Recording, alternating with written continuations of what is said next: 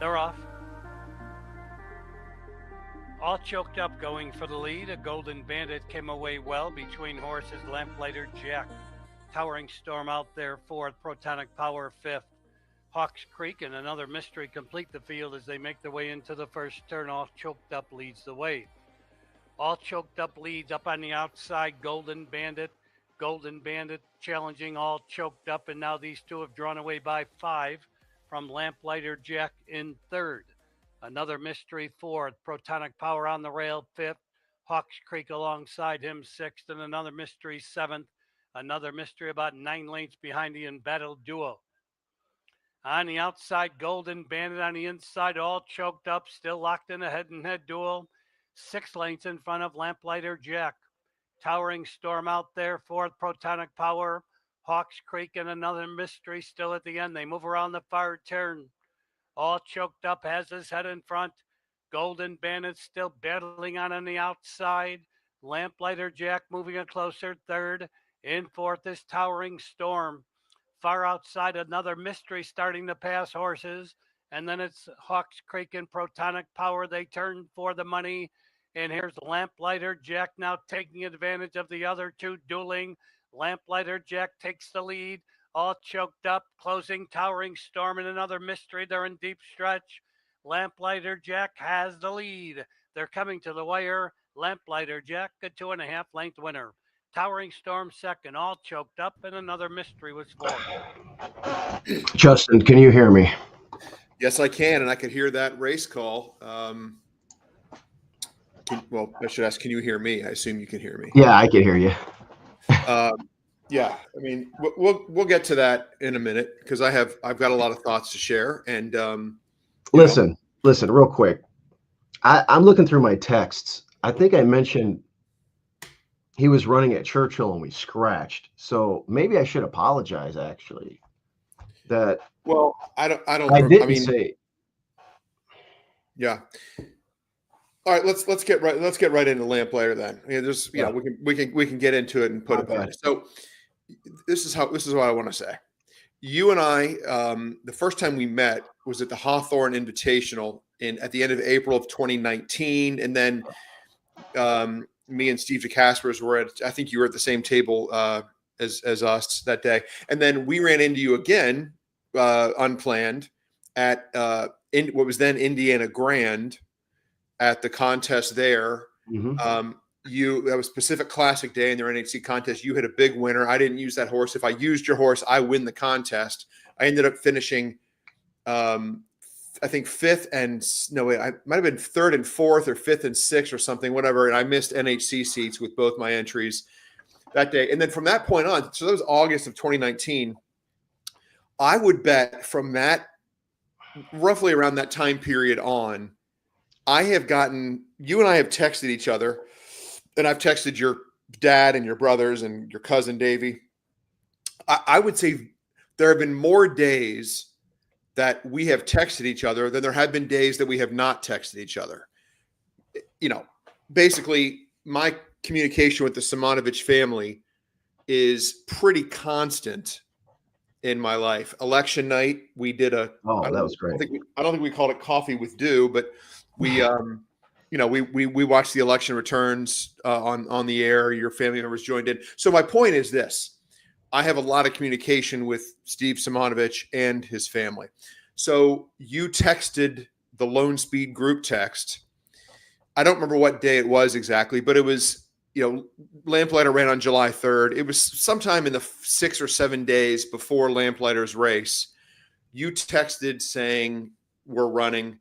We like his chances, or something to that effect. Now, it may have been at Churchill. I don't really remember because I didn't need to remember, because whenever whether it's a Simonovich family horse or one of Dylan's horses or one of Frank's horses or one of the only horses, I've only owned 2 horses, Arrest, there's a lot of chatter that goes on in the Lone Speed group text the day of, talking about track conditions and jockey tactics and all that stuff. So when I saw a text saying Lamplighter was running and it was like 5 or 6 or 7 days out, I kind of forgot about it just because, we'll discuss this again the day of. Maybe the horse will scratch. Maybe God knows what'll happen. So You can imagine my surprise on July 3rd when I get a text from you and then right after from Dylan saying basically, Lamplighter, $19 winner.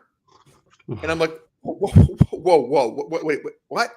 I mean, there has probably not been a horse That's bad that has been discussed more on the Lone Speed group text right than Lamplighter Jack. Why are you running him here? Oh, he's going to win here. Yeah. He's probably been discussed more than any other horse that we've ever talked about. And I'm gonna move some shit around here. There we go. So, what I have now kind of shifting gears slightly. I haven't really been playing the horses much lately. We'll talk about that in a minute. Real quick. Yeah. Before you die, you said you're shifting gears. The reason why, because we always give our texts out for a pick that day or a day ahead, or especially for a horse that we own. So my defense. Yeah. This week. I got to fix something back up. I'm listening. Go ahead. No. You fix something. I'm going to talk. In my defense, this last week, I've been picking people up at airports. I've been dropping people off at airports. I'm taking nieces and nephews to Shed Aquarium in the Field Museum in Chicago. I'm driving back and forth everywhere. Then I'm dealing with some real estate deals that are kind of hectic. Yeah. The pool went out. We had to redo the pump, and then we had to get all these chemicals and get that thing going. And it's been hectic. You had a lot going on. Normally, as you know, for the last, I don't know, we've had Lone Speed Text Group for 5-6 years. 5-6 years now. Normally, there's going to be multiple texts about that race the morning of. Yeah, and then before the race, and then right after the race. And during it's like he's going to post. Here's what the tote board says. Right. And none of that happened just because of bad timing. That's where. And here's the other problem is, as my friends know that, and I've been open about this, that for a few months last fall, I tried to make a run. I mean, I don't want to say professional horse player. I tried to make a living betting the horses. It went well for a couple months. Then it started going bad. And I'm like, I'm not cut out for this, whatever. So just recently, I've gone back into the world of cybersecurity sales where I've been for, basically the last 15, 16 years. So I haven't been dialed in and focused on the horses. And that was leading to the point that I was about to make. I won't say which ADW, but I get rebates. There's one ADW I use that pays me rebates on the first day of every quarter. They don't call it rebates. They call it bonuses or whatever. But so I had $750 free in my account as of July 1st. So, honestly speaking, I'm assuming the Simonovich family really believed Lamplighter was live because I saw the winner's circle. Davey was there, your dad. I think there were probably some other, of course, your brother's the trainer. There were like 10, 12 people there. You guys aren't driving down to Hawthorne for fun. So I'm assuming the family liked the horse. We absolutely loved him. Yeah. And I would have bet. And now would I have made a huge bet? I don't know. I probably would have said, I would have asked you and I would have had 100 or 2 on him. So whatever. The point is a series of unfortunate circumstances led to me missing out on an 8-1 Simonovich family horse. My God, you would have probably had at least 200 to win on it with that bankroll. I think, or 100 to win in place. 100 for sure, whatever. But here's the deal. I do have you have a Patreon group. Rich has his group. I do have a what's it called? I even forgot what the name of the Buy Me Coffee or something. Buy Me a Coffee or whatever. I do post all the family horses on there. Yeah. Okay. If anybody wants to join in on that, I'll leave a link in this description later after this thing's over. Yeah. But listen. Point being, I think I added you in there. Well, no, you did. But then here's the thing. I months ago tinkered with the settings And so I know I don't get alerts from that anymore. So whatever. And I had a beautiful write up. Talked about 2 triple deaths he had in his last 3 starts. And I'm sure you made people a ton of money. Obviously. We took the hood off. We purposely are starting to rate him now. He's not going to the front anymore. He's more push button now. Danny, my brother, of course, has done a phenomenal job with him. What level was he in for the other day? It was a open allowance optional claiming event, and basically they were the best turf horses at the track. I mean, Another Mystery was in there. He was the 3 to 5 favorite. He's made almost $1 million. Yeah. Chris Block had another horse in there that ran second. Towering Storm, that's a nice Illinois bred. You weren't in for a tag, were you? Actually, we were in for a tag because he's had some issues and he's older. What, was it 50,000 you were in for? I think it was only 40. Okay. Yeah. But and Illinois breds can run for 60. And he didn't get claimed, did you? No. He was off for a year. Oh, what? He was off for 17 months. Well, he's won at least twice since he's been won back. Twice since he's been back. Yeah. But he's longer in the tooth. He's had a lot of physical issues. Yeah. So, but my brother Danny's patched them together really nice and kept them healthy and happy. Look, and I'm sure Davey Crowley made a bunch of money. Oh, yeah. We had a horse on the undercard, Dick Best, and he was 3 to 1 morning line. I'm like, Davey, you know what? I like Dick Best, but I don't really like him a lot today. I lost $40 on him. My cousin unloaded on him. I'm like, Davey, I told you coming in, Lamplighter Jack's to play today. And then he normally, you know how he bets. He'll bet 300 to show on the favorite. So he can make, I don't know, maybe it's some kind of an interest rate thing. He goes to the bank. He's a banker. He's a loan officer. So maybe he likes that interest return on money, getting that little $40 back for a $300 bet.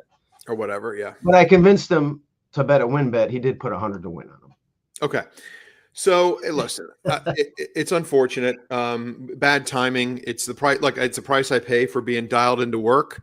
I wasn't even, I wasn't even, horses weren't even on my radar that day. Was that the 3rd? Wait, no. What day was? No, yeah, that was 2 days ago. Okay. Yeah. So the days are all kind of running together. I've been busy, not really dialed in. Dialed in enough yesterday. I think I posted this on Twitter and I sent to the group text that if you were watching Saratoga yesterday, I had a live pick 3 into Antiquarian who just kind of stalled in the stretch in the Suburban, and then in the last 16th of a mile decided to kick it into gear and miss by a dirty nose. Yeah, I remember that. I had a 2x2x1 pick 3. I was against Locked. And I think I was right to be against Locked. I hit the other 2 races with obvious horses. I thought about betting Test Score, but then he got bet down, and then he went off at 3 to 1, which kind of at the end, I think I've been better off just betting him to win. But anyway, so that's that. So that was, Lamplighter. We discussed it. We explained it. We'll both try not to let it happen again. I'll ask more questions and be more engaged. But the big news from yesterday, America's birthday, America's 249th birthday. Right. Celebrating our independence. What's the opposite of independence? Rejoining, a reunion. The greatest rock band of all time, Oasis, reunited in, of all places, the United Kingdom. The concert was actually in Wales. But how ironic that on America's Independence Day, the country from which we gained our independence saw the greatest reunification of all time. Noel Gallagher and his younger brother Liam Gallagher, as well as other members of the band Oasis, rejoined in front of between 60 and 70,000 fans. I will be seeing this exact concert in London in 2.5 weeks at Wembley Stadium. In London, you're going to London? So Susie and I are going to Amsterdam and London in later in this month, and then Oasis will be coming to Chicago, and I will be seeing them there with my kids and my wife.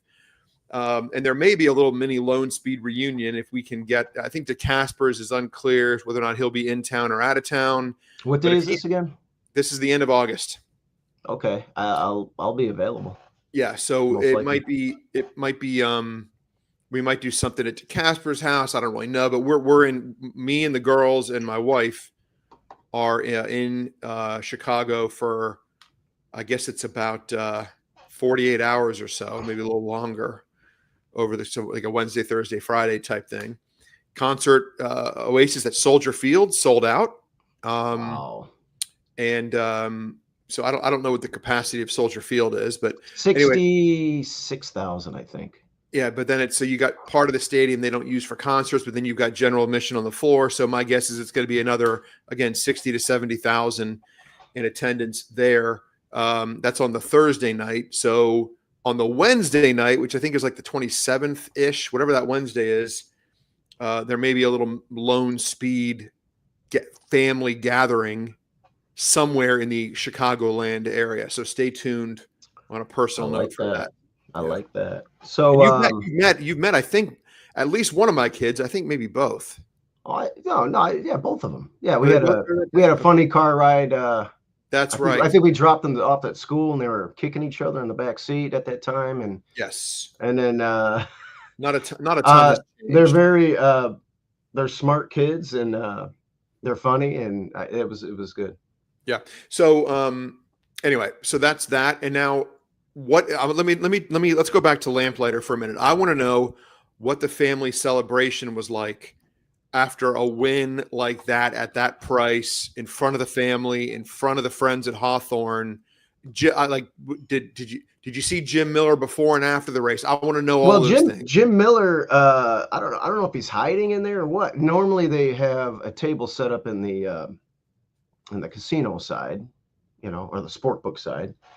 And him and Emily are doing a pre-race analysis. They didn't do that. Well, actually, I might have got there a little late, actually. Mm-hmm. So maybe they were out there, but we got there a little late. We missed the first race.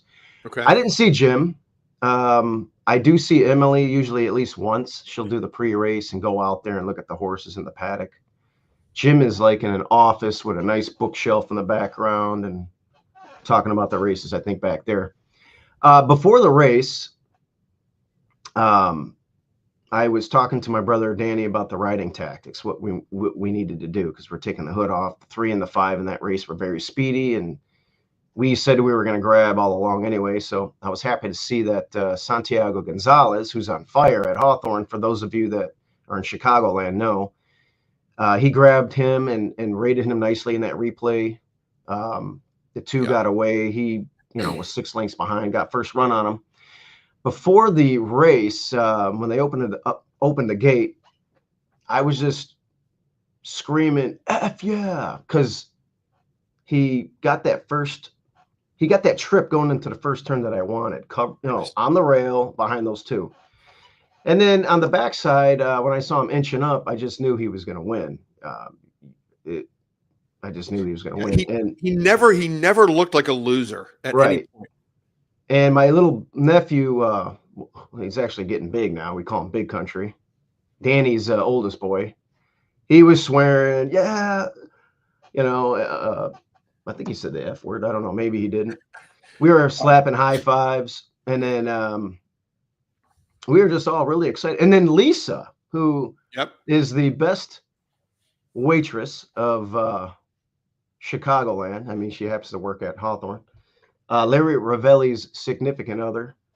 She always gets in our winners pictures if Larry doesn't have a horse in the race. So she ran down there. My cousin from Montenegro was there with her daughter Natalia, and she got in there, and it was good. Davey, I think he got healthy on the race, obviously.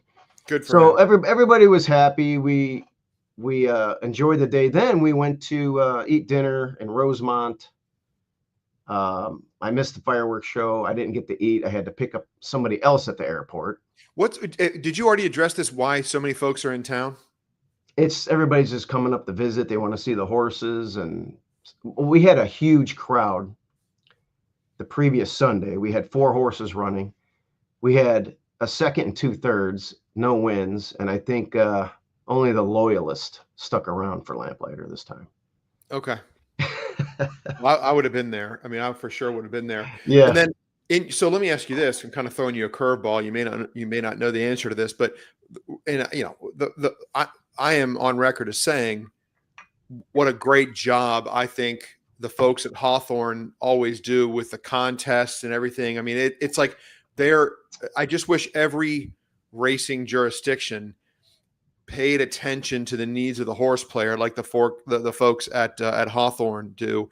But it sounds to me like the Hawthorne contest schedule is very much in doubt right now. Do you have any insight on that? The only insight I got was everything got pushed back. They cancel a lot of the tournaments. There's no Hawthorne Invitational. I don't think they're going to have one anyway. They might do something towards the end of the meet. That's all I heard. And that was like 6 weeks ago I heard this. So no new news. So we'll see what happens. Yeah. It's kind of a bummer. I plan on going to Fairmount Park in September. They have a tournament. Indiana Grand, I wasn't able to go to the one that was over the weekend. Was that this weekend? When was that? I thought it was on the or maybe it was last weekend. Well, because Frank mentioned, or is it this weekend? I can't remember. Maybe it is. I don't know. It might be today for all I know. I think it might be today. It might be because Frank was talking about it, and I want us to. I hope we being the Lone Speed group text. I hope that me taking my eye off the horses a little bit doesn't impact us as a group traveling to places together. It's one of my favorite things to do. I mean, the Stephen Foster contest, you could play that on site at Churchill whenever that was last week, I think. And there was talk about people going and then nobody did. And so I want that to change, so we'll see. Hopefully there'll be something good on the calendar that comes up we can all go to. I know you like the Houston and Lone Star contest, Sam Houston and Lone Star contest. I'll probably go to the Houston tournaments. The Lone Star ones are going to be hard to hit. I missed the Memorial Day one, and I won't be able to go to the next one. So Sam Houston really rolls out the red carpet for the Lone Speed guys, and they like when we come down there. Yeah. So I'll go to that. But I've only played, honestly, I got an itchy palm one day, maybe a month ago, and I played a Friday 125 game on horse tourneys. And that was it. I have not played in one live event since NHC. So I've played in exactly outside of, I think, one of the Twin Spires cash games I might have played, maybe 2 tournaments. So I don't know. Maybe it's good to just take a deep breath, take a step back and reassess. I mean, not everybody can be Dylan and Frank, right? Yeah. I mean, those guys are just, I mean, to be honest, Dylan and Frank, 2 of my closest friends, 2 of your close friends too. Seeing their continued consistent success, and obviously they don't win everything, but I mean, they win a lot. And if they don't win, they're way up there. And then, seeing the amount of work that they put in, and the results that they get from that work is kind of what led me to think, okay, until I'm prepared to, compete at this level by putting in the work at that same level, I'm up against it. I'm just up Schitt's Creek without a paddle. I love that saying. I just can't. I mean, I can get lucky once in a while, and I've gotten lucky once in a while. In fact, my daughter, for whatever reason, was doing a Google search, and she found a picture of me that you took. It was at Indiana Grand that day that I won the horse tourneys contest. Oh, is that the one when you're? Yeah, you took a picture of me and you posted on Twitter, and then Horse Tourneys took your picture and put it in the article about me. And my daughter found that online, and so I've had my moments, but clearly not at the level that our friends Frank and Dylan have. And look, I mean, until I can get to that point where I can put that work in, I need to scale back. Otherwise I'm asking to lose. So yesterday I made a couple small wagers, got real close going into the Suburban. I've glanced at today. Have you looked at anything today? I've actually glanced at something at Ellis Park. Let's look at it. Let's go there right now. Let's go there. Let's see. Let me know what race we're looking at. No, that ain't it. I'm looking at race 5. Okay, a mile on the turf. I'm with you. So what I was looking at, yeah, it's a mile on turf. And, when you scan through this race, Justin, you tell me who you think is going to get the lead. And then I do want to watch a replay of a horse as well in here when we get to it. But it's hard to find, maybe it's not, but to me, I had a hard time figuring out who's going to get the lead. Maybe the 3's Keen off the long layoff, first Lasix for Cox. But well, if you look at time form, maybe you can figure that out. But even on time form, that horse don't look very fast. So, yeah. So optics would, based on my interpret, I'm just starting with optics, and I haven't even looked at the PPs yet. Optics would suggest it could be the 5, it could be the 1, it could be the 7. If we look at time form, you get the 1 from the rail, the 3's got a high, the 5 could go. That's Maker. It's Gabriel Saez. The 7 Aspenite has the fastest time form early pace projection and might have no choice but to send. I don't know what this Keith Asmussen guy's tendencies are on turf. The horse has occasionally gone to the front. I think it's wide. I wouldn't want to suggest anything with confidence in this race. My first reaction to a horse that I want to dig into more closely would probably be the 1 In a Jam. Just because the horse is going to have the rail and, might be able to keep it if it wants it, does have a decent effort at Ellis Park. It was a second. The race isn't readily available. Had a sharp drill June 21st. 2 weeks ago. Has at least 2 bullet works since the last race. So and then has a lot of stakes experience. Only 3 career wins. Then you get the 2.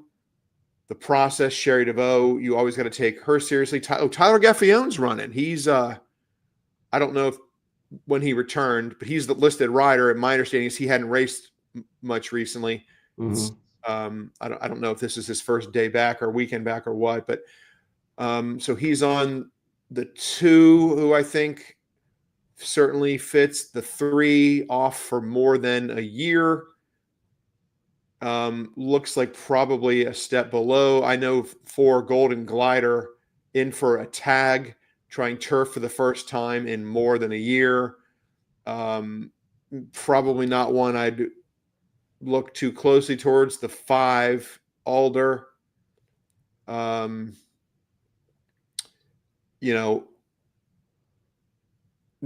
only run on turf 3 times, no wins. I'd want to watch those replays and see if there was something major in there. So I put a question mark next to the 5. The 6 Grand Aspen knocked heads with some good ones. Lord Bullingdon, Carl Spackler. Yeah. Almost beat Heart Headed. I had Heart Headed that day at a juicy 16-1. And Grand Aspen was trying to close into that race when the first and second finishers were 1-2 all the way around. So a Grand Aspen is one I'm interested in here. Aspenite, I feel like we've been waiting for Aspenite's 3rd career win forever. Yeah. I would say Aspenite is one that I had high hopes for. I remember when he started his career, he had those Kentucky Downs races. I think I had him. Yeah, I did have him. He was Winchell. I bet him that day in September of 2023 at a price. I may have been in a contest that day. Yes, I definitely bet him that day. And then he won a turf sprint at Fairgrounds and hasn't been back since. He hasn't been to the winner's circle since. So I would probably say Aspenite, not for me. And then Multitask, Godolphin, Owen Hardy. Also very interesting, but kind of draws an outside post, but with others to the inside seemingly being faster, you might get a ground save, the opportunity to save ground with the 8. I think you have to be an exceptional horse though to win A other than and come right back and win it next level after that. It's back to back, you know. I don't know. I've always found that. Well, the other thing there is the horse, I think, has seemed to have found a new home on turf. Mm-hmm. I think this horse has got some class. I think, didn't do much on the dirt besides put up some decent buyers, if buyers are your thing. And then they switched to synthetic and turf, and you've got second by neck. Lost to Yamato and some others there, split the field, and then went to turf for the first time. And, not a bad horse. Yeah, it looks like in the race that was won by O'Reilly, where Multitask was second, that was on May 1st. Looked like being forward-ish was better that day. I mean, you have of the top 4 finishers, 3 of them were 1, 2, 3 after a half, and Multitask was in 8th and came home not as fast as the winner, but came home. Well, that was a Sherry DeVoe, Jose Ortiz horse. Lael Stables, boy, that was a horse I probably would have been looking at closely had I been playing that day. So I think Multitask is going to be interesting in this race. Where did you land in here? Well, I was torn between the 1 and the 5. In a Jam. Mm-hmm. You talked about all these horses already. In a Jam, and the 5 was the same thing for me. The question mark. I did want to watch. The thing that's interesting, he stretched out on turf last time, and he was wide. He was out in the 9 hole. I do want to watch a replay of that if we can. Now we can't watch it here, but I could pull it up. I want to see if you got a TOD in there. Who are we watching here? Alder, the 5. In which race? The last out? The last out at Churchill. Well, no, I mean, it wouldn't be. It's definitely not a textbook TOD, but it was a wide trip. Well, I just want to in a middle move. Yeah, I want to see. Well, okay, what number was he then? He's post 9, and he was the 10 horse. He's the 10 horse. He's the 10 in the replay. Yeah, right, let me see. A big 25-1. So it looks like we're going to be, if we pull that replay up, if on your ADW or whatever, or if anybody else wants to watch it, you're gonna have a middle move there for sure. Yeah, let me check this out. All right, so here's the. All right. So we're the 10 horse. In the gates. All right, the 10. And they're on. And a good start to that. Pack and Liars Poker. Do I have the right replay? Yeah, you do. It's Maker 3 Diamonds. I'm watching. There's 2 horses behind you. You're back towards the back. Oh, wait. So we're way back there with this horse. How the hell? He got in contention. Yeah, he's advancing. I mean, he's advancing and shuffling a little bit around. Okay, so that looks kind of weird already, and then he's going to kind of get into the race a little too quick here. It looks like. All right. That's exactly what happens. Like at this point, if I had bet this horse, I would already be very unhappy. I mean, you're saving ground, but it's been a constant advance through damn near a half mile. And bumping with other horses. Yeah, and just kind of weaving in and out. And that was a quick second quarter too.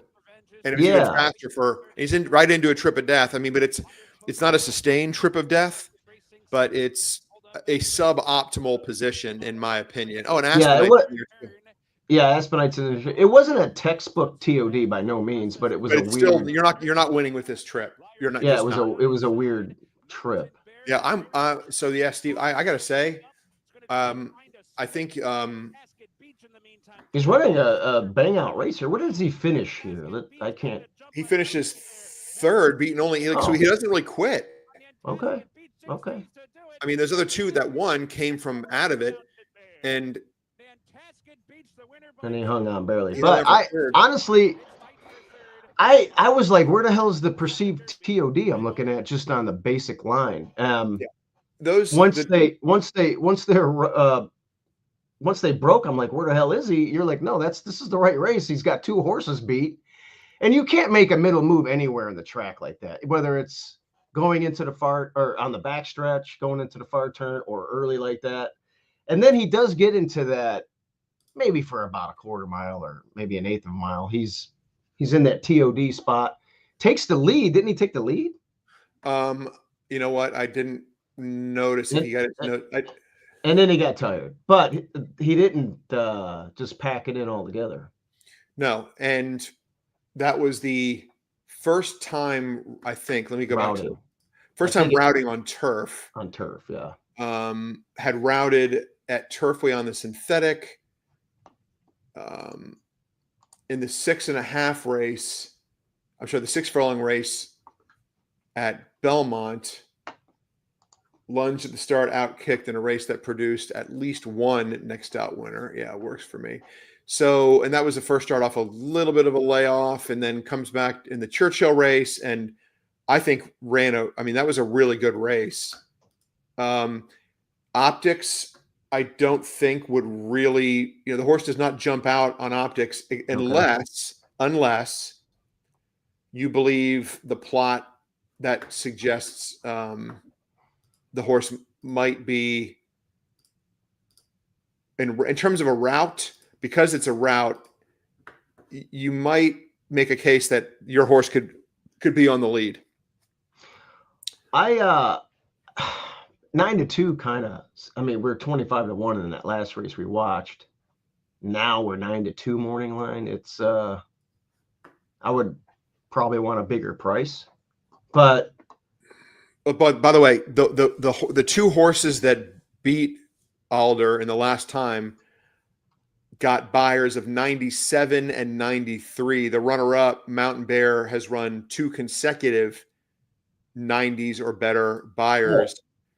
Those horses in this field would be even money or lower. So Alder was certainly coming out of a tougher race, at least given the first and second place finishers. Yeah, that Wesley Ward runner ran a good race against Carl Spackler, lost by little over 2 lengths. So with a 98, that was last fall, and then came back with a good race off the layoff there. So, oh wow, Mountain Bear, wow, yeah, he's one to watch, because it looks like he got post 11 in that race, in the race we just watched. So, I think put it this way, those 2 horses that ran 1-2, Nantasket Beach and Mountain Bear, there are none of them in here. Of course, Grand Aspen ran against Lord Bullingdon, and Carl Spackler is getting a little bit of class relief. Aspenite came out of that race. Now you've got Multitask, who's even that sprint race he was in was really tough too back. I mean, there's some nice ones in there too. Felix, yeah, let's take a look at that. Yeah, again, that field is loaded with 90s, consistent 90s buyers, horses. So yeah, I mean, you make a really good argument that the 5 is getting some class relief in here. Yeah. I mean, look, that was a interesting trip. He's getting the route again, and I'd like to maybe give this one a shot today. Let's watch that same race again, because the process, today's number 2, also came out of that race and was number 11 in there. The process, post 10, number 11. Yeah, he's a little bit more keen early, so he's just moving up. All right, now he's settling in 4th. But still, I mean, for Alder to come, I mean, Alder was just very, well, the 11's losing ground, huh? Yeah. He's wide. The 11's a little wide. The 10 though is getting bumped around like bumper cars. But yeah, the 11. Well, And they're both advancing. I mean, they're now both. they're next to each other. But still, I mean, yeah. The 11 in this replay, today's number 2, the process, also a suboptimal trip in my Right. opinion. I agree. He was wide, 5 wide. And by the way, blinkers off. So the 2. Today's 2 is blinkers off after one attempt with blinkers. Now blinkers are off. Also gets a better post. So,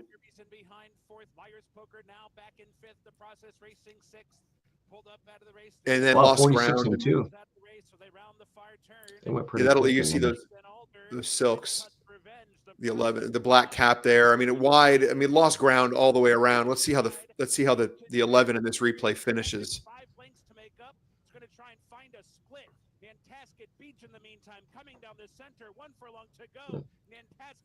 So it got kind of pinched by the eventual 1-2 finishers. That was the first race since October, by the way, for the process. Wasn't a bad race. No, not. I mean, definitely lost more ground than Alder. Definitely lost more ground. You could project improvement here. I do like the gallop out by Alder. Not too bad. I mean, if you pay, I get a kick out of Frank. He's always laughing. Frank laughs at gallop outs. No, but look, gallops out in front. Yeah. By the way, Lamplighter had an unbelievable gallop out. Actually, Lamplighter would be eligible to run in this race. This good purse for a Kentucky bred, by the way. These horses. And if we look deeper into the past performances of today's number 2, the process, ran in a stakes race to end 3-year-old season at Belmont and Aqueduct, and then tried the Grade 3 Saranac, and had not a trip of death, but probably what looks on paper to be a suboptimal trip. Had a 4-length win at Colonial at 3-5. So take that for what it's worth.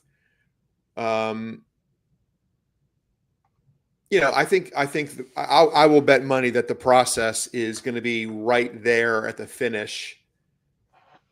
Yeah, much better post, second off a layoff. I love that. Mm-hmm. That wasn't a good trip. Maybe we can do a exacta or something. The one, maybe get a trifecta. I mean, 1, 2, and 5, and let's look at the 6 and the 8 and decide what to do with them. Grand Aspen and Multitask. Well, Grand Aspen. Who's this? Sam Longsdon. Logsdon. Sam Logsdon. I don't know. It looks like Sam Logsdon has never trained a racehorse before. At least not in the last 5 years. Yeah, I'm not seeing anything here. And I want to see if that's somebody's brother-in-law or something. Somebody get in trouble. He's got to take over. Jonathan Thomas was the former trainer. Look, this horse ran in a Grade 1. You can toss it. We talked about how this one lost to Heart Headed in a race where the top 2 finishers were 1-2 all the way around, and that field I think would. I don't know that Heart Headed would be favored in here, but it's worth noting. Horse will be Grand Aspen is going to be coming from out of it for sure. So we would need a fast pace, I think, for Grand Aspen. But I think optics would give this horse a certain chance. Aspenite, I just can't get behind. If that horse wins, then congratulations.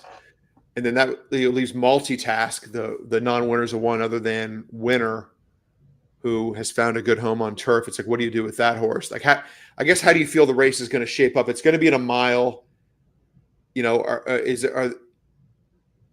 the 2 is going to be ahead of, I think the 2 and the 5 are going to be ahead of the 6 and the 8 early.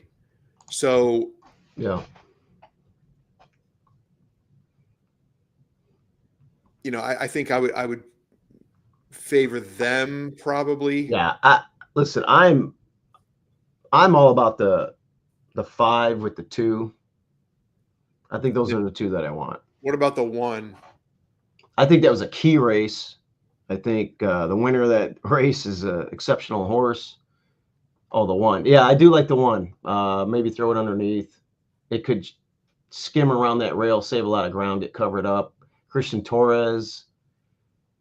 Who, I think the 1's a must use. So I think those are the 3, 1, 2, and 5. And I think the way to play it is let's decide which one we think wins. You like the 5. I respect the 2. Yeah, the 2. Look, the 2, no doubt about it. I feel like I feel like the 5. They both didn't get a great trip. Just got a text from our buddy Jordan. Jordan is watching and said Gaffalione is not back this weekend, so there'll be a rider change on the 2. Oh, I wonder who that's going to be. Yeah, it's probably already known. The first post is at 12:50. It's probably already been posted somewhere. Let me check Horsey Twitter and see if one of your biggest fans is watching right now. Oh, Nick the Kid. Well, Nick the Kid. No. I got to bring up Nick the Kid. Oh, he wanted me to tell you he had 200 to win on Lamplighter Jack. I don't believe him. Okay. Yeah, I was kind of skeptical myself, but that's what he told me. But yeah, my dad's watching. What do you say, Mel? Congrats on Lamplighter, buddy. Let me check Kevin Kirstein on Twitter, who usually has scratches and jockey. Oh, he hasn't posted in 17 hours. I can go to my advanced wagering site since that's an East Coast track. So Golden Glider, the 4 is scratched from this race, the 5th race we've been handicapping, which is fine because neither one of us was using that horse anyway. And yet Gaffalione is rider off. So there's that. Oh, I don't have any updates on Naira bets. Yeah, and I don't have any scratches yet for today at Ellis. So, but Golden Glider's gone.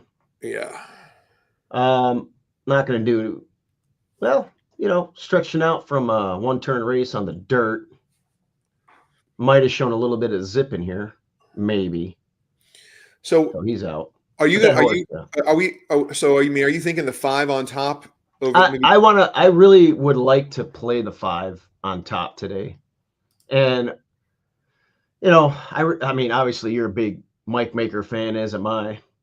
But Sherry DeVoe she's having just an incredible time recently. Let me see. I just feel like these last 2 races, the company lines are really extraordinary. And then 3 back, lost to a horse last year, Simcoe, who I got the PPs up here. This horse has won 3 of its last 4, 99 Beyer speed figures. This horse has been running against just much tougher, the 5. Yeah, I agree. And then, but I do think the 2 is so. You play like I don't like doing exacta boxes, but I think this race is going to come 2-5 in either order. So maybe, I don't know. Maybe the thing to do is play, divide up your bankroll. If you're betting $100, play like a $75 5-2 and a $25 2-5. Yeah, look at the payout. Look at the will pays on that, and see what you can do. But I thought this was a race I would key around and play. It's a turf race. I knew you'd like it. Is Alder good enough? This is my last question on this race. Well, the process. Okay. I wonder if the process is just a classier animal who's now getting second start off the layoff, second start as a 4-year-old, more upside. We saw the bad trip last time, lost a lot of ground, hadn't raced, has had decent works since. Whereas Alder, I feel like Alder has gotten a lot of opportunities to show us who he was. True. But most of those are sprints. A lot of them are sprints. He's only run once on turf routing, and we saw the replay, and it was eventful, and it was a good effort But yes, I agree. against some really good horses. So I really do want to see this horse again. I kind of want to play this horse. Yeah, I think it's going to come down to those two. So my bet today is going to be exact, and unless somehow the tote board ticks upward from 9-2, I mean they're gonna bet the process. I don't think the process is going to be 3-1 with Sherry. And by the way, Gabriel Saez is kind of feeling it locally there right now. He's got 3 wins already at the meet, so Okay, not that matters. But we don't know who's riding the 2. not yet, but Okay. I wonder where's Jose Ortiz today? Probably Saratoga, right? Yeah, those guys are probably all over there. So this All is right, an I think interesting race to watch. Yeah, it's gonna be fun. 2:00, 2:44 Eastern time for that race, and that's gonna be my play.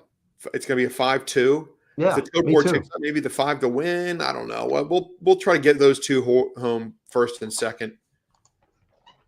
And- Is there any other races today that Well, you Yeah, I mean you've got kind of liked? first of all we've got 4 turf routes at Ellis Park today. Now 2 of them are made in special weights.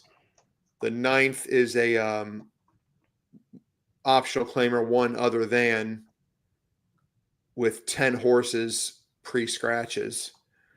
But then at Saratoga, Okay, let's go. we've got a number of graded stakes on the card at Saratoga today. Yeah, we need to talk about those.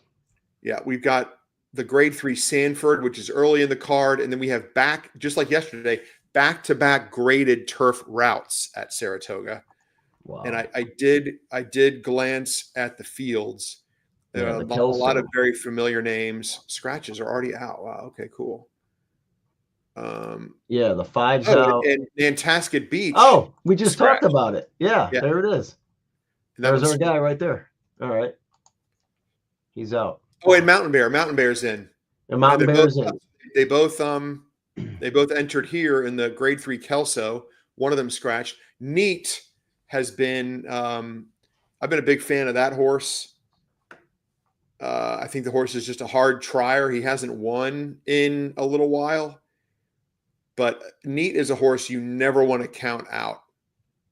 Just an absolute fighter. Intellect for Chad and Flavian Pratt, the 2 horse. I think your screen's freezing up a little bit, Steve-O. I'm not seeing the. Oh, my bad. I think it did. Hold on. Let me.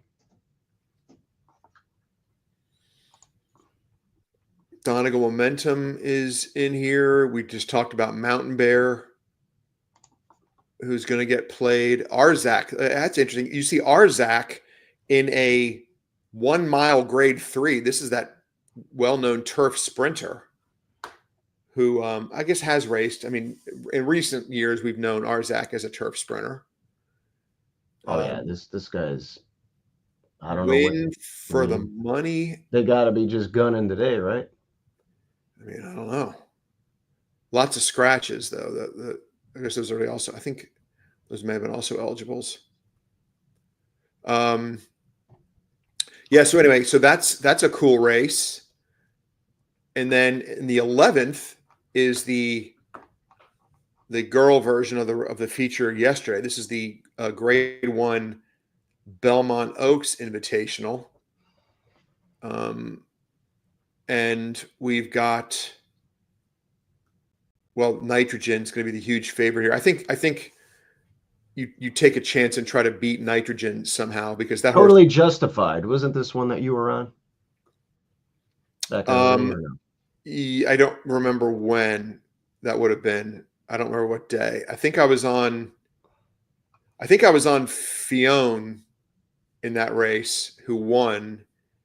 But I think I used Fionn maybe in multis, and Fionn is in again today at a 1 1/8. So here's the thing. I like 1 1/8 races because you can often get horses trying a 1 1/8 for the first time at a bit of a price. And an angle that has worked really well for me in 1 1/8 races are horses that are up close at a mile and finish up close but don't win, and lose to horses that maybe are good closing milers.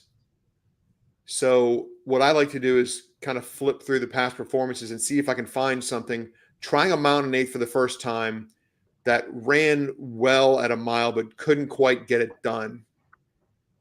And that would be, I don't, this is not a very deep field. We've got 7 horses in here. With Nitrogen being here, I think if you can find something that's going to maybe steal it. Let me switch over to Saratoga on optics and see if there's any consensus as to if a horse could get out there. I mean, not surprisingly, optics seems to suggest that Nitrogen has this field completely over a barrel. But I think the 5 Fione, Virgin Colada is one that I've liked a lot, but I don't know that I think she's at this level. I mean, she was kind of maybe an up and comer as a 2-year-old last year, and then it just didn't work out for her. And then had one start this year, lost to that Laura Lynn, who's really solid, who was up close. Virgin Colada did close in that day, came home quickly. So Virgin Colada she's the kind of horse that is sort of a sucker bet for me, but she's going to have to step up, and she gets IRAD. And Flavian, so Flavian is off the 4 and on the 5. Yeah, which makes sense, right? Although he's never ridden the 5 before, so he's completely abandoned the 4. And because I mean, I don't know what his thought process was. I followed Virgin Colada's career pretty closely, and I just think I like the debut win, but I just think maybe she's not quite at this level. But it's second start of the 3-year-old year. We know that these horses can improve. Yep. Is the pace going to be will there be enough pace in here for a horse like Fione to close? Is Nitrogen going to be up close-ish and get burned up? Was Nitrogen, Lush Lips. Nitrogen has beaten Lush Lips 3 times. I think it's 3 times. It's certainly at least twice. And Lush Lips just romped the other day at Churchill in a stakes race. I mean, she destroyed that field. Yep. Got it up. $200,000 race. Yeah, so she's lost to Nitrogen twice, not 3 times. But so I mean, there's no question that Nitrogen is the class. That's why the tote board is going to be almost certainly odds on. What do you think about the Brownie scooting away there? The 2. It's one of those 3-year-olds that Rosario, yeah, hasn't run since the spring. Looked like it showed a little bit of zip, but opening 23.25 on a good surface. I mean, optics would suggest that the pace in here is going to be very fast. Okay. So if that's correct, you would, I think, want something coming from off the pace that leads you to the 4, who isn't good enough. It certainly points towards the 5. I think, and Flavian chooses the 5 over the 4 for Brad Cox. Okay, maybe he was going to ride for Cox anyway. What do you think about the Saez runner here? We mentioned Totally Justified. That that last race was at 9 panels. Probably wasn't a TOD, but ran a good second. Yeah, and has a win at Saratoga, winning the PG Johnson Stakes as a maiden in start number 3. Then almost won a grade 2 at Keeneland, lost to Mayday Ready. I can't picture that race off the top of my head. Mayday Ready came from out of it. Totally Justified was up closer, and from post 8 probably lost some ground, and then had a troubled trip at Del Mar in the Breeders' Cup. Was off until Keeneland. where losing to Nitrogen, came back and ran a better race, but Fionn was better. Going to be up close. I think in this race, you either pass or you bet on Fionn. I mean, because the reason I liked Fionn last time at Churchill, Yeah. and I'm pretty sure I had her to win, but maybe my memory's bad, was that she had those 3 fairgrounds wins where she was off the. I mean, I have no data to back this up, but when you see a horse come from off the pace in turf routes 3 times in a row and win, I feel like that's a sign of a pretty consistent, solid racehorse. And it did it again last time. Yeah, and then she had the 3 fairgrounds wins, came back to Keeneland at a mile, and I mean, Nitrogen and Vixen were, I mean, they're both solid. That was probably a little too short for her, huh? She likes, a little extra. That little extra 16th, that little extra 8th. Yeah. I mean, lost to the 2 Cassie runners at Keeneland, one of whom is, of course, in here today that we've talked about. So I think Fionn is gonna get the. I mean, the race I think is going to set up very well for her. All right. This and might you got be Pratt. Got say Pratt. Again? You got Flavien Pratt. Yeah, and you got Nitrogen in post 7. Granted, it's a mile and 1/8 on the inner at. It's not the inner turf. It's not the inner turf, but nevertheless, you've got a little bit of time, and there's only 6 horses to the inside of Nitrogen, so I don't think you should project a ton of ground loss for Nitrogen. But it's going to be suboptimal, whereas Pratt is going to, I think, have the opportunity to save all the ground because everything to the inside is faster. So you're going to have Pratt on the rail. You're going to have Nitrogen probably losing a length or so. And Fionn, Pratt's going to have a target on his, he's going to have a target to run at in the final 1/8 of a mile. And we're going to get a little bit of an inflated price on Fionn because of the presence of Nitrogen. Boy, 5-1 morning line makes it the second choice in the morning line. Wow. But still, that's square. And Nitrogen, hey, it's a horse race. And by the way, Fionn likes to win. Yeah. They're 3-year-olds. We don't know who's going to be the better mare as they get older. Right now, it could be the coming out party here. None of the DRF handicappers pick Fionn in their top 3. What do these guys know? I mean, it's their job. I respect their opinions. I mean, if I dismiss a horse and all 3 DRF handicappers have the horse in their top 3, I'll go back and take another hard look and say, what did I miss? It doesn't mean I'm going to change my bet, but I'm kind of forced to ask it now because I'm thinking, well, why? What am I missing here on Fionn? Wait a minute. They don't even pick her to hit the board. I know, that's what I'm saying. Oh, is that did you say that? Yeah. Wow. That's kind of, I don't know about that opinion. I mean, I think she's definitely going to hit the board. I'd be kind of surprised if she didn't. Hey, let's put up the replay of Fionn's race 2 back, which was won by Nitrogen.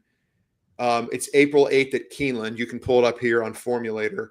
Yep. And let's see. So the winner is the 1 all right, 1, 2, 3. Fionn is the 3. So, and then Totally Justified. So let's watch the 1, 2, 3, and 6 in here because they're all in this race today. Sure. Yeah. They're off in the Appalachian presented by Japan Racing Association. And there goes Fast Market out for the lead. Fast Market goes right to the front in the opening strides. Totally Justified comes out. Can you turn up the sound a little bit? Turn it up. Yeah. Who's third against the rail into the first turn. Foxtastic is away running in 4th. Stays a lane off the rail, just over 3 lengths off the early lead, and is followed by Nitrogen, who's 5th back toward the inside. Table Flirt is in 6th. Fionn is last of the 7 as they head on to the back stretch. Fast Market, the leader. Fast Market leads at 3/4 of a length. Totally Justified is second up on the outside, a length and a half, followed by Trip of death there for to the inside. Yeah, that's what I was kind of thinking. Followed by Nitrogen, who's toward the rail in 5th, 4 lengths off the lead, gap of 2 more. The Table Flirt and Fionn. First quarter went 23.31 seconds. They head for the far turn. Fast Market, the leader. Fast Market leads it by a length and a half to Totally Justified, still second by a length and a half. And then Vixen third and neck. Foxtastic is fourth up on the outside, followed by Nitrogen, 47.45 for the first half mile. Nitrogen takes to the outside, still 5 lengths from the lead, though. Quarter mile to go. Fast Market to catch, leads it by 2 lengths off the far turn. Totally Justified, then Foxtastic, then Nitrogen. And Nitrogen has clear running now down the outside. Vixen in tight and fifth back toward the rail. Nitrogen is running on for a narrow lead into the final furlong. Nitrogen by 3. Vixen's going to come late, had to change lanes toward the outside, now dives back toward the inside, but here's the wire. Nitrogen to win it for Jose Ortiz in the Appalachian, presented by Japan Racing Association. Yeah, I was on Fionn. I was on the third place finisher Fionn that day. I remember now. Third spot. It's Vixen galloping out. Is that Fionn? That's the yeah. That was a mile. Great gallop out by Fionn. Yeah, that was only the flat mile, and I think the 9 panels is good for her. Yes, Or especially totally agree. And with a little bit of faster pace projected. Yeah, they went, I don't know what the track bias was that day, but yeah, plus the fairgrounds times, you can't, I mean, all those half miles are 50 and change, 50 and yeah, change. they're all. We have no idea. There was weird timing at that meet because the rail was out and it was just inconsistent. So I think, put it this way, we know Fionn likes a mile and an eighth because she has 1 win from 1 start at a mile and an eighth, and it was the Regret Stakes where she came from out of it. I think that we're going to get a Nitrogen has never been a mile and an eighth, has multiple wins at a mile and graded wins at a mile and a 16th. Mm-hmm. And I feel like a mile and a 16th play a lot like each other. And that for some reason, I think that mile and an eighth distance is it's unique for turf horses. Again, I don't have the data to back this up, but even watching that replay, it gave me the feeling that Fionn would have been much better that day at a mile and an eighth, and the outcome may have been different. And now I think we're projecting a fast pace. So I think that's the play for me here at Saratoga is Fionn. I mean, it's worth a shot with the morning lines. I mean, you're looking at Nitrogen's going to be every bit of that morning line. So for value, yeah, I think you're right. The 5 can wind up, and we have a big jockey upgrade here. So right, it just feels right today with the distance, the jockey, and maybe we get a little bit of pace, and maybe Nitrogen gets a little wide. Maybe it's a little quick, and maybe a little tired in the final 1/8 of a mile. I mean, it's hard to say. In the Edgewood, she opened up in the final. Yeah, she ran big there. She's a nice filly, no doubt about it. We all know that. She beat Lush Lips twice, and Fionn has never faced anything like Lush Lips. But let's see if we can turn the tables. Yeah. What's up, gents? Welcome back. Let's crush them today. Hey, that's 10 Strike. And we know who that is. Yeah. We know. I mean, I'm assuming our good buddy Marshall Graham posts as 10 Strike Racing. I think that's safe to say. Pretty sure that's Marshall. It could be. I mean, it could be someone else at 10 Strike. I don't know, but is 10 Strike just Marshall and There's a it's Clay Sanders. It's not Marshall. It's Clay. There's Marshall. There's Clay. Clay. There's probably maybe 2 other people in there. I don't know. They might have a conglomerate of some guys, but those are 2 main guys. Yeah, of course it's Clay. I don't know what I was thinking by saying Marshall. I guess it could be Marshall, but hey, Clay. It's probably Clay. Clay, yeah, that's right. I think it's 1 to 5 to be Clay. It's it's 3-1 to be Marshall Graham. 10 strike, reveal yourself. Is this 10 Clay strike. Sanders or is this Marshall Graham? And it is Clay. Okay. Yeah, had to be. Yeah. Had to be Clay. Clay's Clay- hey, listen, Clay Good horse player. Clay was up on at least 2 leaderboards I've seen in the last month. I haven't been dialed into the contest world, but I mean, we've seen Clay's name up there a bunch. Oh yeah. I think Clay, didn't you got a big prize in something that I saw recently. I don't know if it was Twin Spires. I don't think it was Express Bet. But if you can remind us, Clay, what you cashed in, because it might have been, was it the Stephen Foster where he had a big bankroll up there at one point? I remember being like, "Go Clay." But I've been absent from the contest world. So when he responds, make sure you post that, Steve-O. Yeah. So did we want to talk about the Kelso whatsoever? I mean, I didn't have a strong opinion either. If you just The by only- glancing at it, Yeah. maybe I would want to take a shot with the 6, but I don't know about. Is that Victor Espinel? Wait, who was that writing? Who was that guy? I don't know now. That's kind of weird. Yeah, no, I mean, no. The Cassie runner with Dylan Davis looks. I mean, I'm a big fan of Neat.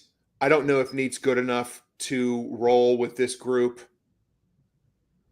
but he could be.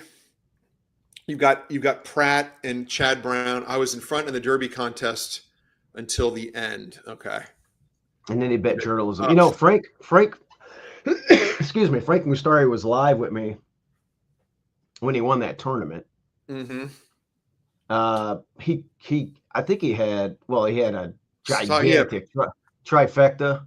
He had like $1,000 exacta and a huge exacta. He's like, oh, he was like, yeah, and then he goes, I think I might have won, and then I'll come back, and then he left, and he came back 2 minutes later. Yeah, I won the contest. It's incredible.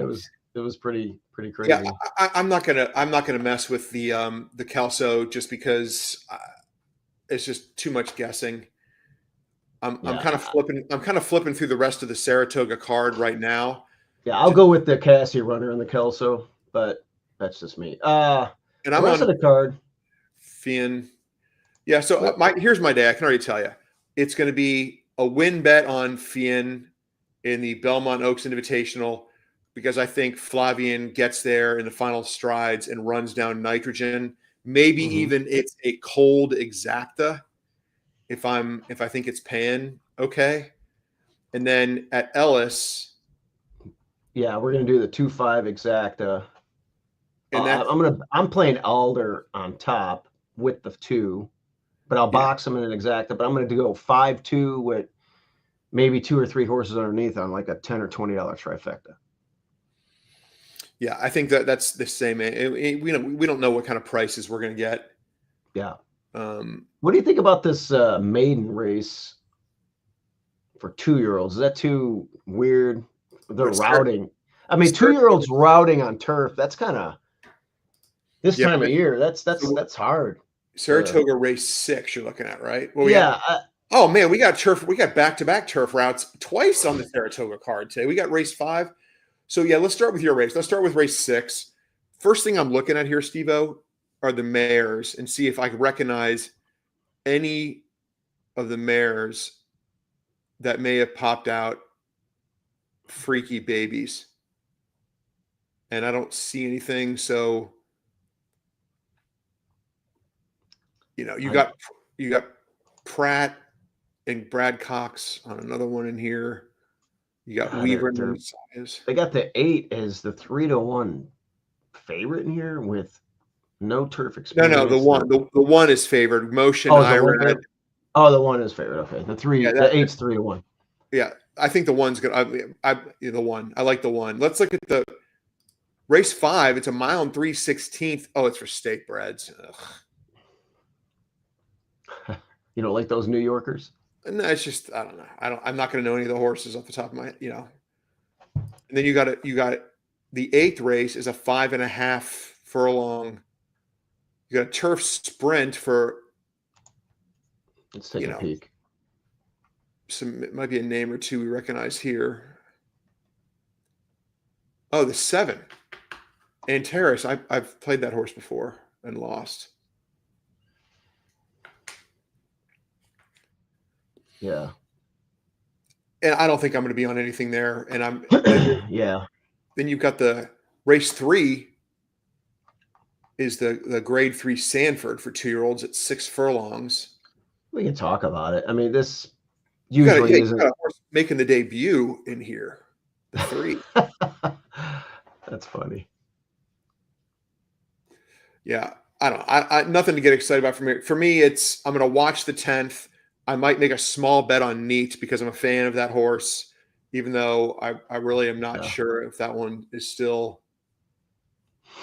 Although it was taken up, I think De Caspers likes horses that don't finish races and they come back. Yeah, he does. He said that. He's every time a horse falls, yeah, or a jockey falls or whatever, he bets him back. So I'm gonna watch the tote board for a maybe a sneaky win bet on Neat just to keep it interesting, and then a win bet on Fian in the feature at Saratoga to run down Nitrogen late, and then we talked about the Ellis race. That's my day right there, Steve-O. Yeah, I agree. I think those are the races. We don't have to bet every race on the damn card. Contest play. I don't think there's much going on. I don't know if there's anything on Twin Spires. Does Twin Spires use the Ellis races? I would think so because Churchill owns. So let me go on there.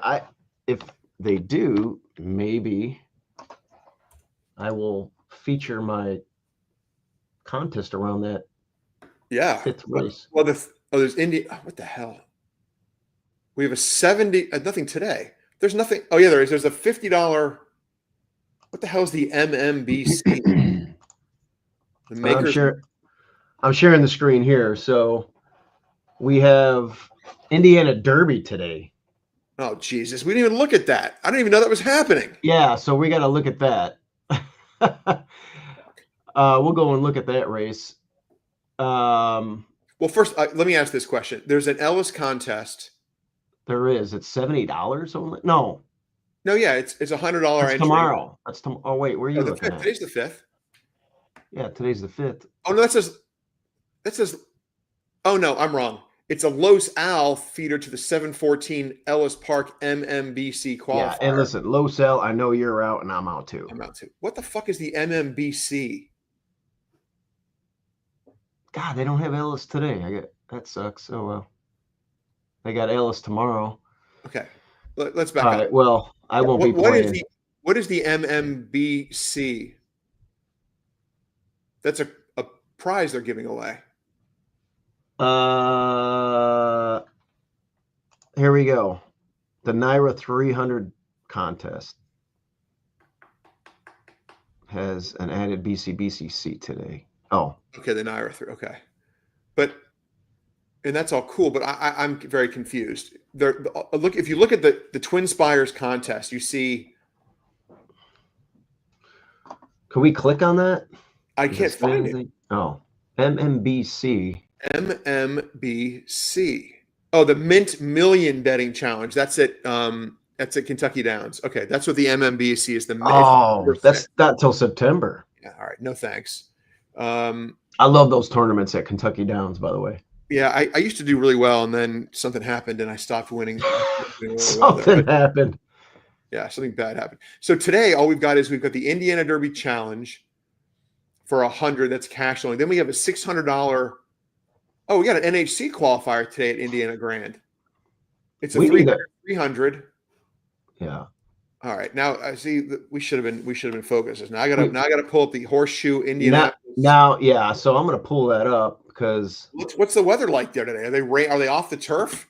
Don't tell me that. I mean, it wouldn't shock me. Or heat. I'm more worried about heat canceling because of heat. I found out that there's a HISA rule that if you have 150 total temperature plus humidity They cancel.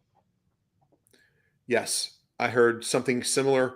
Boy, tons of scratches in the turf races at Indy. I don't know if that means they're going to be off or what, but So the Indiana Derby has Publisher, who's going to make a late run and probably finish second. chunk of gold scratch because he ran at Churchill. Didn't he run? He ran somewhere recently, or maybe it was Ohio.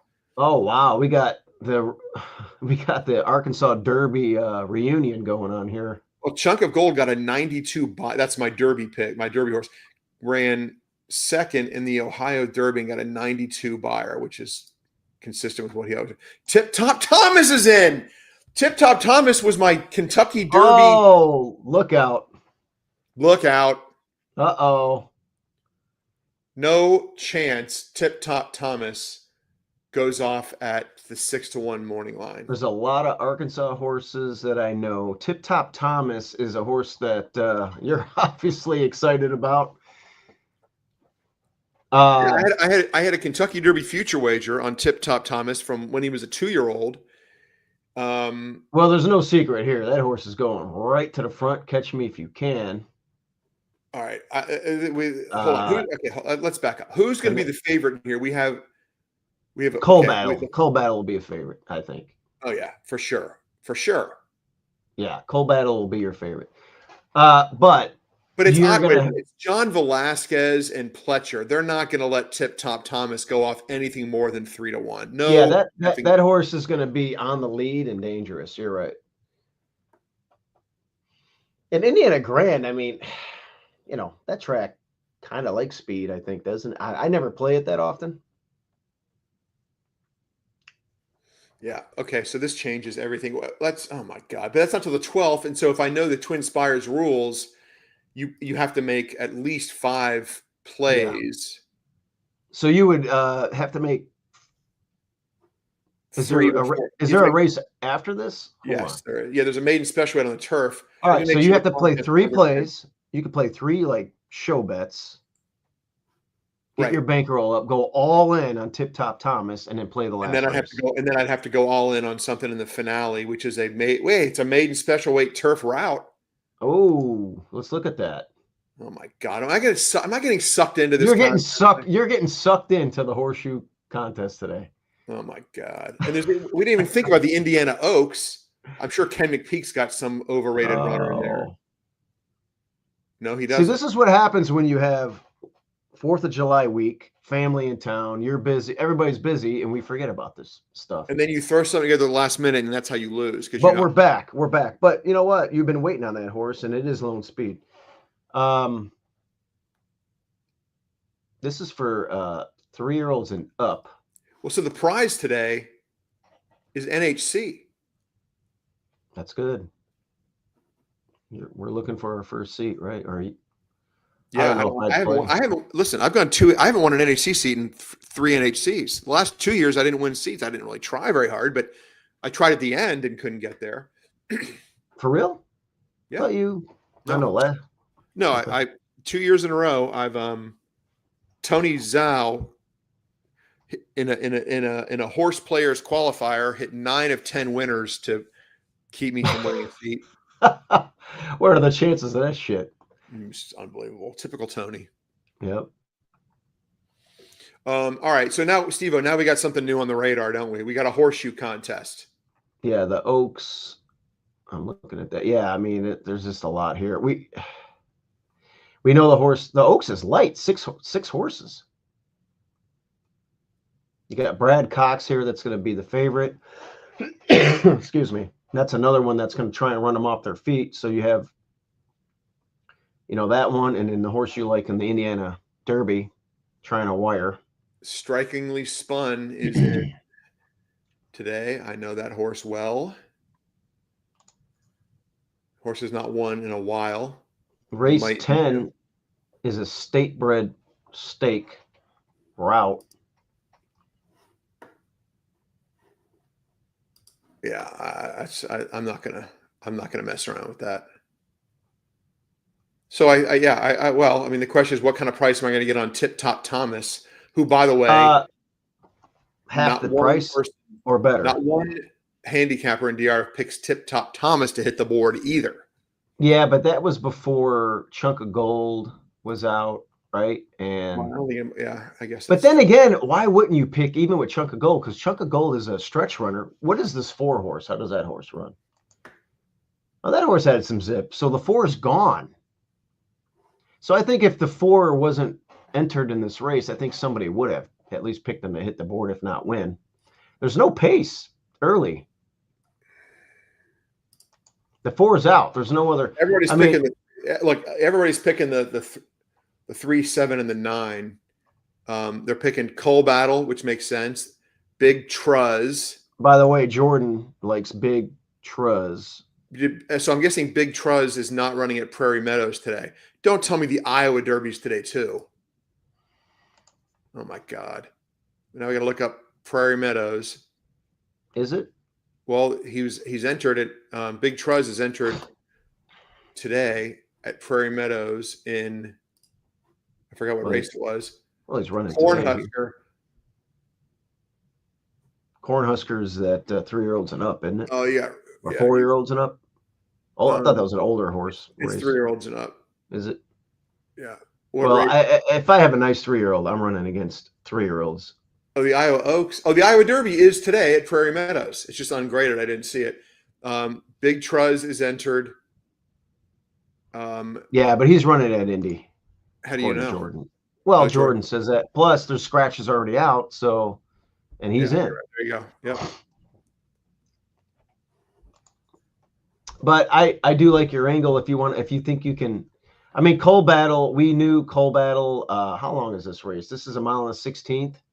So this is more Coal Battle's distance. Now, he didn't win his last race, but East Avenue got away. And, of course, Burnham Square, who was kind of liked a lot going in to the Derby and scratched out of there, right? Let me see. All right, I got to do some juggling here. So the Indiana Derby contest, which is an NHCC, you've got to enter by when? You got to close it by 4:30 p.m. So will my other races that around the country that I like have already taken place by that point? So let's check. The Ellis race that we like, Steve-O, is what, the 5th? And that's at 2:44. So that will have already happened. Okay. Yeah. And bankroll. Did you get a bankroll? Yep. And then at Saratoga, the feature is at, no, that's later. That's until 6. Okay. So, all right. So look, I gotta hit the Ellis race. So if I hit the Ellis race, I'll enter and try to get Tip Top Thomas to give me an NHCC. Yeah, I like that. And then you can key it around. The Cox Runner looks like another one that might wire the. Can you bet you can bet a double, right? I won't be able to if I pause because I have to have.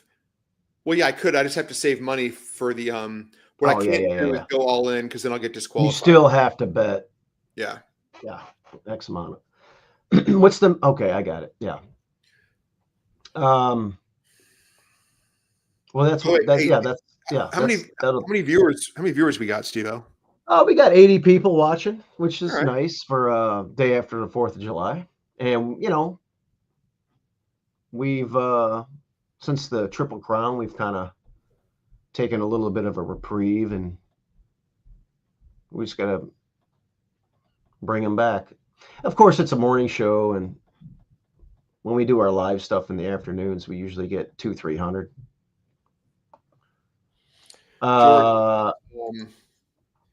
Jordan asked about win for the money.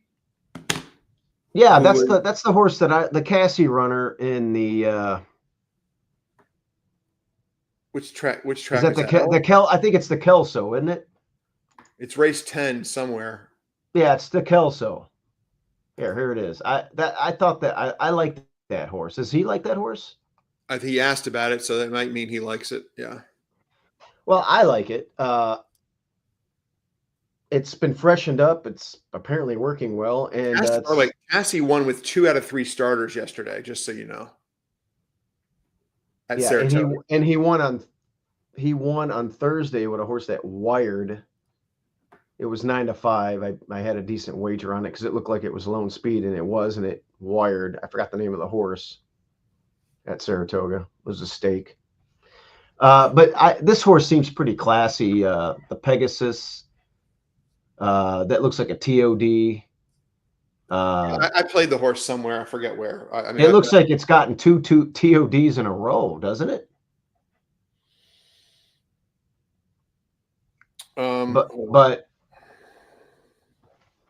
But with the scratches and everything else, and freshened up and working well, and Cassie's hot, and I'm a fan of Dylan Davis. I think he's underappreciated. Maybe he's not anymore because he's had a good, last 9 months. But I like him here. Yeah, I mean, it makes sense. I'm not sure I have a strong opinion that you do. So, but that's not. I mean, we can maybe I could do a double. I might do that. Oh, and so are you with me on Fionn and the big? Yeah, listen, 100%. I think now's the time to try and beat the favorite there, and so maybe if I go the 8 with Fionn, I'll check the double will pays. I'm sure they're going to be pretty good. Cool. All right, man. I think this was a good episode of Coffee with Dew. We got the we got the explanation about Lamplighter later, and which I'll just have to pay closer attention next time. Look, listen, I haven't had a lot of 8-1 winners lately. I would have loved to have. I feel bad. You know what? I should have threw a quick text out there. Hey, but you're busy picking up kids from airports and going to get ice cream, and right. Looking at exhibits at Field Museum, sharks at the Shedd Aquarium. But I did put it on my. Yeah, you did. You know the name of my site. I forgot the name of it. Buy Me Coffee or Buy something. Me a Coffee. Yeah, I did put it on there. All right, let's get them today, brother. Let's do it. Thanks, guys, for joining in, and we'll look for more Coffee with Dew in the future. Maybe even again this weekend. Probably not, but if we crush it today, let's win today. I feel pretty good about the way things shaking out today. Good. Are you? So you're going to play in the tournament. You're going to play in the tournament, right? Not 100%, but I'm thinking about it. If you hit, okay. Yeah. Let me know if you do. All right, brother. Be good. All right. See you guys. Bye-bye.